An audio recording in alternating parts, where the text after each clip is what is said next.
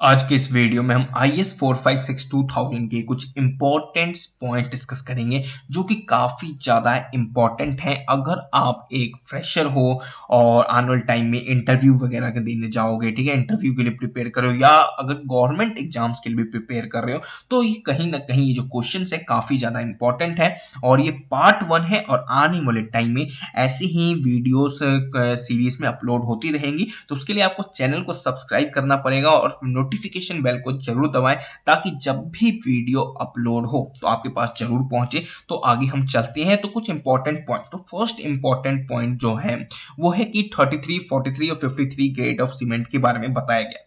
तो यहाँ पे आपसे कहीं पे भी इंटरव्यू में पूछा जा सकता है कि ये होता क्या है। तो ये बेसिकली क्या होता है, it represent 28 days compressive strength, मतलब कि 28 दिनों का कंप्रेसिव स्ट्रेंथ रिप्रेजेंट करता है, बताता है।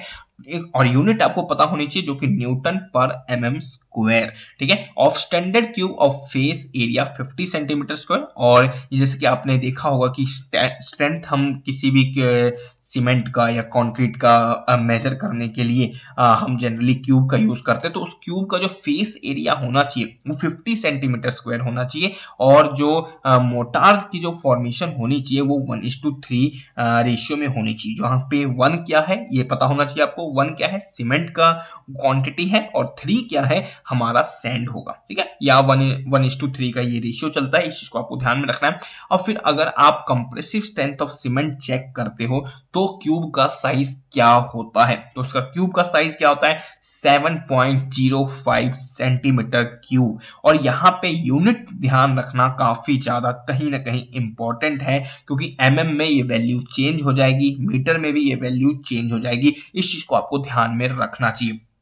आगे अगर हम देखें तो जनरली जो एग्रीगेट जो होते हैं वो कौन से यूज होते हैं, तो जनरली जो IS कोड्स के अकॉर्डिंग जो है IS 456 के वो है 20 mm नॉमिनल साइज है जो कि एग्रीगेट यूज किया जाता है मोस्ट ऑफ द वर्क में, ज्यादातर वर्क में। और कहीं अगर ज्यादा कंक्रीटिंग होनी है जैसे कि एग्जांपल डैम में, तो यहाँ पे हम 40 mm ले सकते हैं एग्रीगेट का साइज और इससे भी ज्यादा ले सकते हैं। लेकिन अगर कहीं आपको थिन स्लैब्स की फॉर्मेशन करनी, जहां पे मान लो आपके घर में जैसे कि आपने देखा होगा घर के साइड में कोई जैसे कि हम सामान रखने के लिए बनाते हैं तो उसको थिन स्लैब्स कहा जा रहा है यहाँ पे। और उसके लिए आप 10 mm का नॉमिनल साइज एग्रीगेट यूज कर सकते हो एक अच्छे फिनिशिंग के लिए। इस चीज को आपको ध्यान में रखना चाहिए और जनरली जो यूज किया जाता है वो 20 mm का नॉमिनल साइज एग्रीगेट यूज किया जाता है कंस्ट्रक्शन में। तो नेक्स्ट स्लाइड में चलते हैं और यहाँ पे आता है कि वाटर के बारे में, कि जो वाटर आप जो क्यूरिंग के लिए यूज करोगे, क्यूरिंग क्या होता है, जब आपने कंक्रीटिंग कर दी या रेनफोर्समेंट कर दिया, ठीक है, और कंक्रीटिंग कर दिया तो उसमें हम पानी डालते हैं उसको, ठीक है,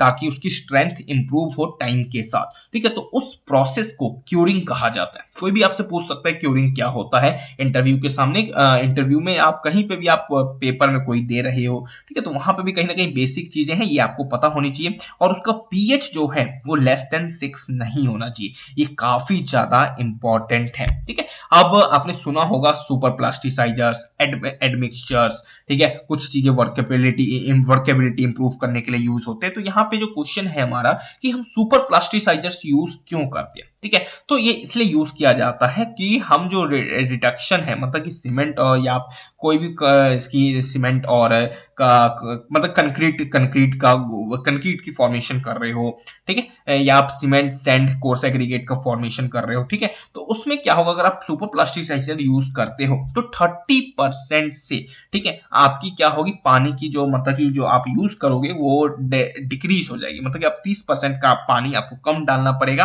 ठीक है, और इससे क्या है, वर्केबिलिटी भी आपकी सेम रहेगी, ज्यादा मतलब कि खराब नहीं होगी, सेम इफेक्ट रहेगा, वर्केबिलिटी में कोई चेंज नहीं होगा। इस चीज को ध्यान में रखना चाहिए। जनरली सुपर प्लास्टिसाइजर इसलिए यूज किया जाता है। अब कुछ आपने और टर्म सुने होंगे जैसे कि रिटार्डर्स क्या होते हैं, तो एक्सीलेटर क्या होते हैं। तो रिटार्डर्स क्या होते हैं यहाँ पे हम पढ़ेंगे। तो retarders are used for the delaying the setting time of cement. ठीक है, सेटिंग टाइम ऑफ सीमेंट को डिले करने के लिए हम रिटार्डर्स का यूज करते हैं।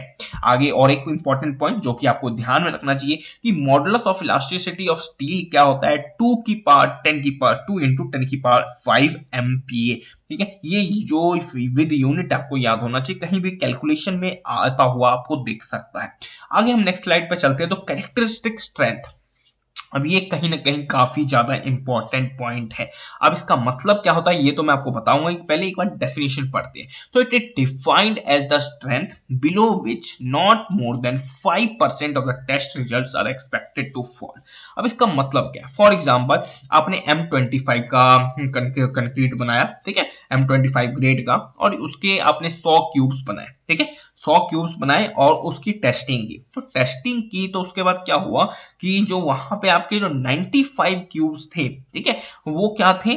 M25 ग्रेड के थे, ठीक है, और 5 क्यूब्स थे अप्रोक्सीमेटली जो क्या थे, मतलब कि उससे कम ग्रेड के थे या उससे ज्यादा ग्रेड के थे, ऐसा है, ठीक है। तो यही जो है मतलब कि 5% जो test result are expected to fall, मतलब कि 5% से ज्यादा आपका जो टेस्ट रिजल्ट है वो गलत नहीं होगा, ठीक है। 95% जो है आपके M25 क्यूब्स मिलेंगे और 5% ही ऐसा हो सकता है कि कहीं ना कहीं आपके जो वो मतलब कि जो टेस्ट आपने किया है वो फेल होता हुआ दिखेगा। इसका मतलब यही है, और ये डेफिनेशन आपको जरूर याद होनी चाहिए। आपको मतलब नहीं भी पता है तो चलेगा, लेकिन डेफिनेशन कहीं ना कहीं इंपॉर्टेंट है ये, और कोई भी पूछ सकता है, कोई भी कॉम्पिटिटिव एग्जाम्स में आ सकता है, और प्लस आपसे कोई पूछ सकता है कि एक्सप्लेन करो, कैरेक्टरिस्टिक स्ट्रेंथ कैसे एक्सप्लेन कर सकते हो। तो जो मैंने आपको बताया है वो आप एक्सप्लेन कर सकते हो। It is defined as a strength below which not more than 5% of the test results are expected to fall.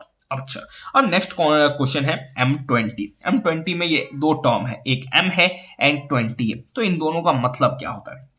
तो M का जो मतलब होता है वो मिक्स होता है, और 20 मीन्स क्या होता है? कंप्रेसिव स्ट्रेंथ ऑफ क्यूब, ठीक है। यहाँ पे क्यूब का साइज आपको याद रखना है 150 mm, मतलब 150 इंटू 150 इंटू 150 यूनिट याद रखनी है जो कि mm में है, और 28 डेज का स्ट्रेंथ होता है, यूनिट न्यूटन पर mm स्क्वायर, ठीक है। कंप्रेसिव स्ट्रेंथ का यूनिट है, ये स्ट्रेंथ का यूनिट है न्यूटन पर mm स्क्वायर, और क्यूब का साइज का यूनिट mm में है। तो ये M20 जो है कहीं ना कहीं काफी ज्यादा इंपॉर्टेंट है। M20 stands for M20, M मतलब mix and 20 stands for compressive strength of cube after 28 days, ठीक है। अब एक फॉर्मूला है जो कि काफी ज्यादा इंपॉर्टेंट है, तो EC is equal to 5000 under root FC के न्यूटन पर mm स्क्वायर, जो कि modulus of elasticity of concrete अगर आपको निकालनी हो तो इस फॉर्मूले से आप निकाल सकते हो।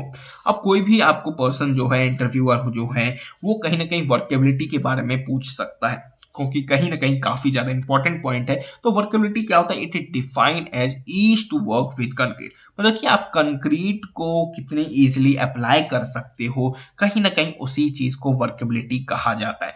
मान लो आपने कंक्रीट में पानी कम डाल दिया, तो कहीं ना कहीं आपको मिक्सिंग में प्रॉब्लम तो होगी ही, और लेकिन वो जब आप उसको अप्लाई करोगे तो ढंग से अप्लाई भी नहीं होगा।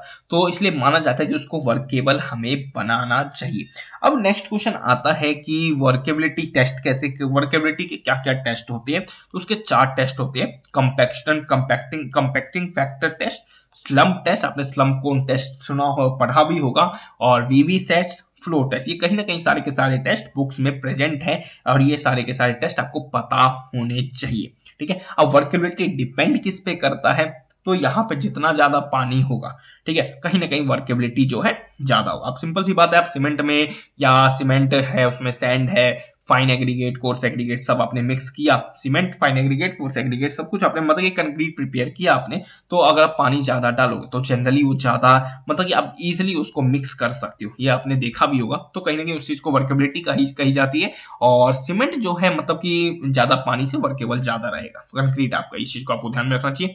Bigger the size of aggregate the higher will be the workability, जितना ज्यादा एग्रीगेट का साइज होगा उतना ज्यादा वर्केबिलिटी हाई होगी, ठीक है। अब एग्रीगेट के साइज अलग अलग होते हैं, फ्लेकी टाइप्स होते हैं, एंगुलर टाइप्स होते हैं, लेकिन जो बेस्ट जो एग्रीगेट जो होता है, जो वर्केबिलिटी देता है अच्छा, वो राउंडेड शेप होते हैं और क्यूबिक शेप होते हैं। इस चीज को ध्यान में रखना चाहिए। और वेल ग्रेडेड एग्रीगेट, ठीक है, जिसके अंदर वॉइड्स कम होते हैं, गिव्स हायर वर्केबिलिटी। और एडमिक्सचर्स अगर आप यूज करते हो तो कहीं ना कहीं वो भी जो है वर्केबिलिटी को इंप्रूव कर सकता है। तो ये कहीं ना कहीं काफी ज्यादा इंपॉर्टेंट है, और ये यहाँ पे हमारी वीडियो एंड होती है। यहाँ पे हमने बहुत सारी चीजें देखी, वर्केबिलिटी क्या होता है, कैरेक्टरिस्टिक स्ट्रेंथ क्या होता है, M20 क्या होता है, और यहाँ पे फिर रिटार्डर्स क्या होते हैं, सुपर प्लास्टिसाइजर्स क्या होते हैं, वाटर का पीएच क्या होता है, और कंप्रेसिव स्ट्रेंथ जो हम अगर सीमेंट का टेस्ट करते हैं तो क्या साइज होगा, अगर हम वही कंक्रीट का टेस्ट करते हैं तो क्या होगा।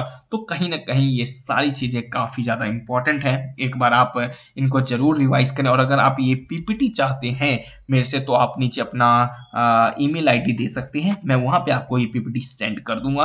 और अगर वीडियो अच्छी लगी है तो चैनल को लाइक मतलब चैनल को सब्सक्राइब तो जरूर करें ही, लेकिन वीडियो को लाइक भी करें ताकि आगे और लोगों को ये फर्दर यूट्यूब रिकमेंड करे इस वीडियो को। बाकी एक बार आप thank you for watching this video.